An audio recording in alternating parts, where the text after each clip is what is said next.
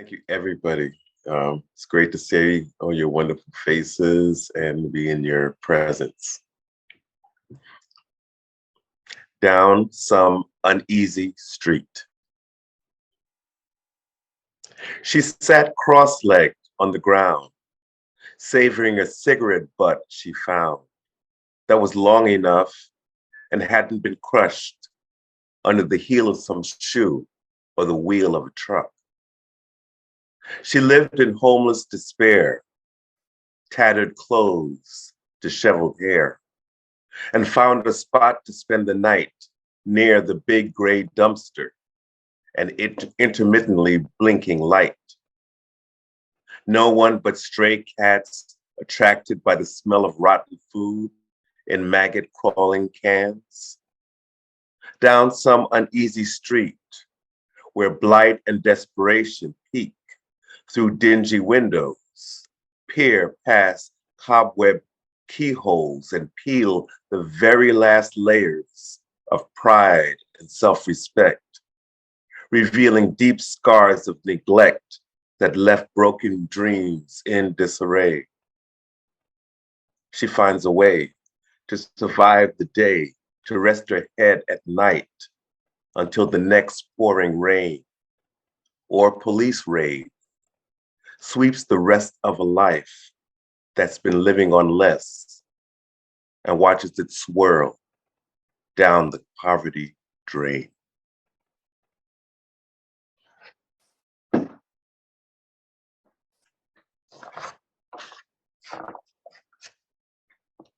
Hand of justice. The long arm of justice delivers a backhanded slap that sounds like a lightning strike and feels like a thunderclap, raining down in a deluge on the lives of men who live in skins of black, the ones most feared, most disdained, the ones held back with least to gain and most to lose, the first ejected, last selected, the one suspected, then accused. Centuries fade, but he still can't break the chains that bind others to the false belief that he should be the one to bear the grief and blame. For not learning the rules of a game, the system continues to change midstream just to keep him confined and contained, locked in a box where he has to fight for the same rights granted to men who also breed and bleed, but whose skin is white. How else to explain that despite all this time he's been free, Black man can't get away from the gun or the knee, or the lie behind the phrase land of liberty, when he's been living in a land where justice is seldom seen, and he's strangled by the hand of liberty that will not let him breathe.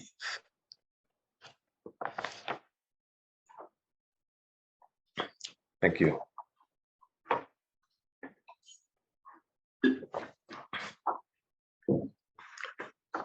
Hung jury duty. I see you, brother man, standing with your legal team, leaning on the other side of defense, so good and clean, cut looking, nothing like the creep your accusers purport you to be. But who are you really, brother man? The wrongly accused or the one who abused? And who am I, wasting time waiting in a pool?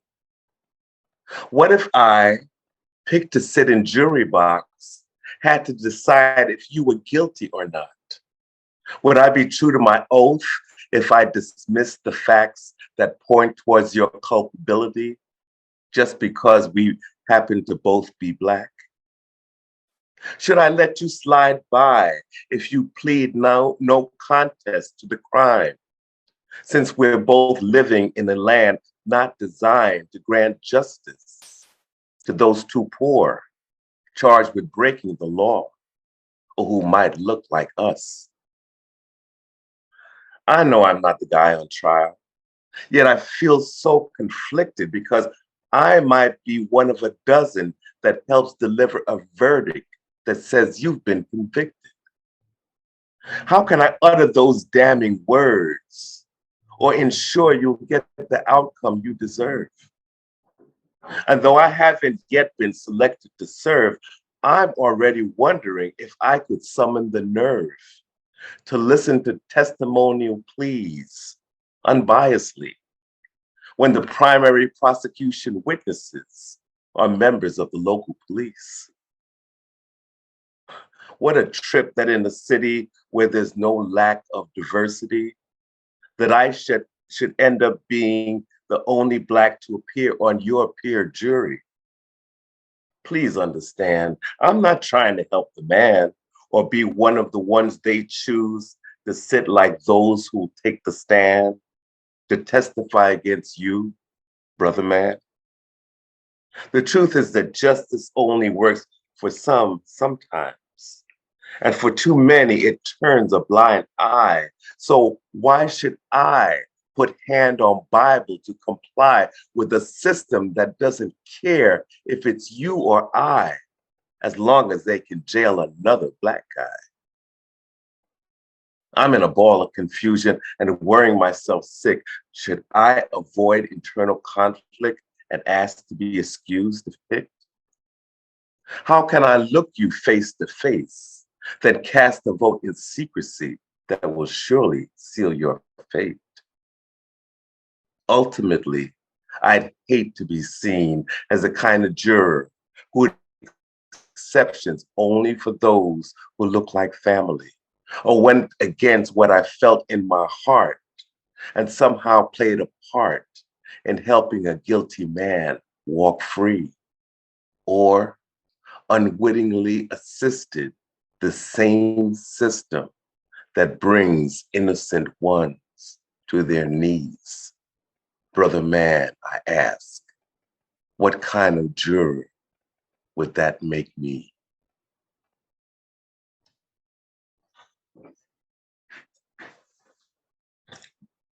Thank you.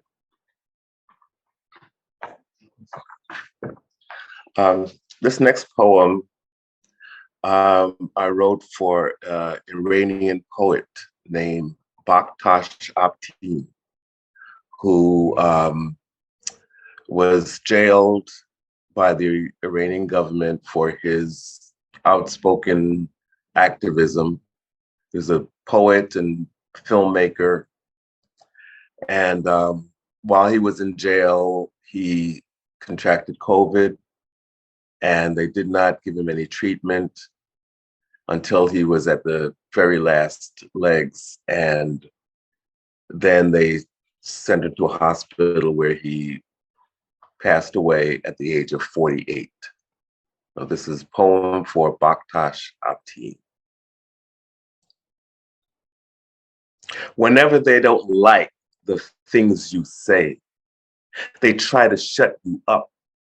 Then they shut you down and make you pay the highest cost. Your freedom's lost when you dare to speak. Wrong time, wrong place. They mute you into silence with a 6-year sentence, then send you to waste away. One day, they give COVID a key and directions to your cell to steal your voice so that you can never tell the truth of their repressive ways. They make you suffer and wait without medical care until you are too weak to walk, too frail to fight, but strong enough to shine a light on a regime that uses fear and tyranny to strangle any attempts that express free thought, free will, or free speech.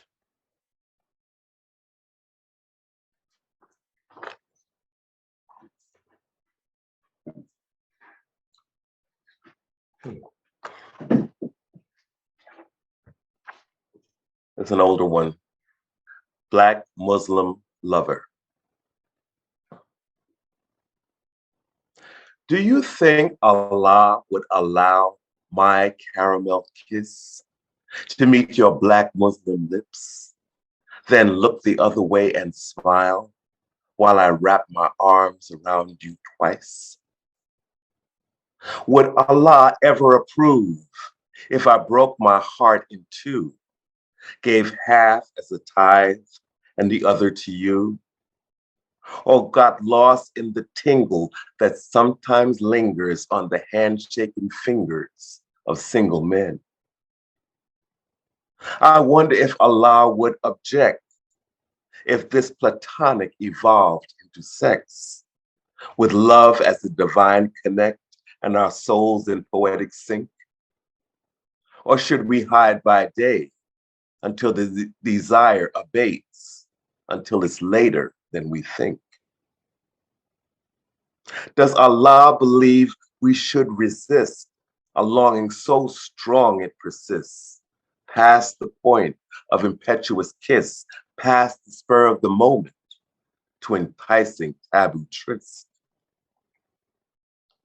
Will Allah draw a line in the sand if questions buried in Bible or Quran put a manhood creed at risk, and leave our fling to consist of just a one-armed hug, restricting our expressions of tender brotherly love?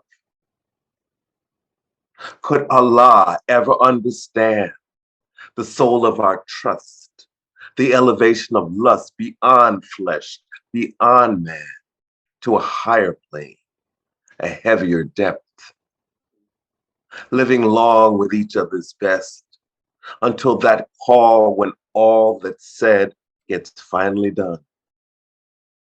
Will Allah open the gate, or will he make us wait outside his Mecca above?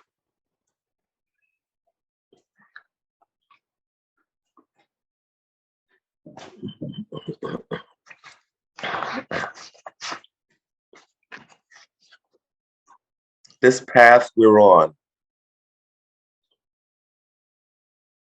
our planet is crumbling under us. We think we stand on terra firma, but instead it's liquid, sand, and dust.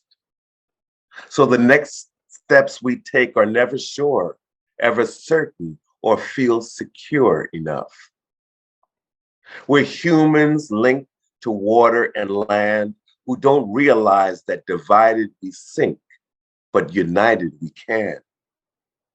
Though this path we're on of self-destruct leaves us ripe for annihilation, though less by space invasion than by our own hands. Existence was supposed to be easy, loving in good and plenty. But with all we've been giving, too many still living on empty. Too many driven by greed who find it easy keeping score in a world that profits and feeds on the bones of those most in need through famine, oppression, and war. We trick, we track, we frick, we frack, kill life where we find it, and we don't look back. Even while sliding off melting ice and stumbling off eroding shores. This path we're on, of infected skies and deeper freeze, poisoned oceans and global warmth, will leave a world of such extremes, burned by sun and drowned in rising seas, where human beings and other species will cease to swim, fly, crawl, walk, or breathe any longer.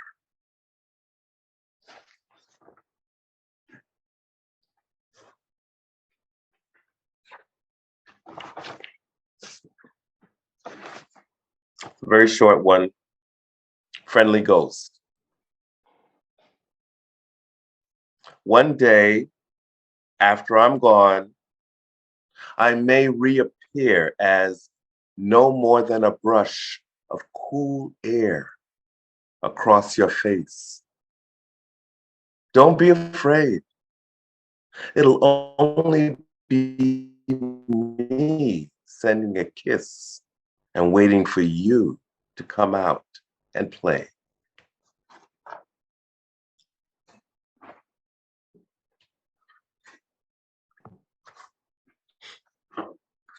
You got 5 minutes. Thank you.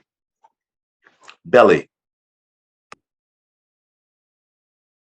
He spanned the transatlantic, floating in fetal boat. In the belly of African ancestors descended from centuries ago. He crossed the pond with elastic arms, stroke by belly stroke. Ocean trek to the Caribbean west from the coast of Sierra Leone. He paddled belly up past Middle Passage trade, where white caps wave like headstones bobbing over the watery graves. He swam across gigantic blue, glued to the belly of a boat, feeling the taut of a slave's umbilical cord wrapped noose-like around his throat. He lay back to belly starving in a human sardine can, stripped of the pride that kept hope alive, the strength that made him a man. Separated from family, the roots of his tree soon buried in new sand. He first set foot on white man's plantation, then climbed the auction stand among those on Inventory Road, where America welcomed him with the back of its hand, while newborn babies barely from mama's bellies got taken away and sold. He picked cotton by the lot, got fingers stuck by thorns, skin blistered in the hot, frost-bitten in winter storms. He belly flopped sundown to moon up, but no matter what he didn't ever do enough. He bore the racial branding that strangled memories of his African home planted deep in the pit of his belly. Then when his free papers were ready, he left and headed north, following back roads that offered the safest course, step by guarded step, with the choke of Massa's rope still tight around his neck. He later fell prey to the master plan. Black codes, Jim Crow, no vote, no job, no hope, idle workshop for the devil's hands. Clinging underbelly to humanity, segregated to the edge of insanity. Integration's ticket in, but no way out of village ghetto land. He woke in a cold panic, sweat-drenched, frantic, and alone, living in an old sleeping bag around the corner from Skid Row. After a 400-year nightmare, too many doors still closed. The fight for civil rights left him with no dream realized, no sight of the prize, except for 2 black eyes and a bloody nose. Pushed back against the wall, stillborn in the belly of America, still looking for a place to call home.